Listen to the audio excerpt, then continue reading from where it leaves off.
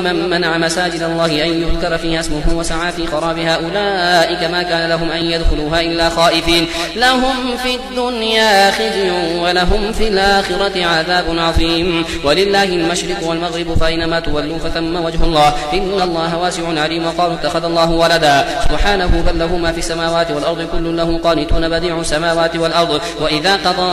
أمرا فإنما يقول له كن فيكون. وقال الذين لا يعلمون لولا يكلمنا الله أو تأتينا آية كذلك قال الذين من قبلهم مثل قولهم تشابهت قلوبهم قد بينا الآيات لقوم يوقنون إنا أرسلناك بالحق بشيرا ونذيرا ولا تسأل عن أصحاب الجحيم ولن ترضى عنك اليهود ولا النصارى حتى تتبع ملتهم قل إن هدى الله هو الهدى ولئن اتبعت أهواءهم بعد الذي جاءك من العلم ما لك من الله من ولي ولا نصير. الذين آتيناهم الكتاب يتلونه حق تلاوته أولئك يؤمنون به ومن يكفر به فأولئك هم الخاسرون. يا بني إسرائيل اذكروا نعمتي التي أنعمت عليكم وأني فضلتكم على العالمين واتقوا يوما لا تجزي نفس عن نفس شيئا ولا يقبل منها عدل ولا تنفعها شفاعة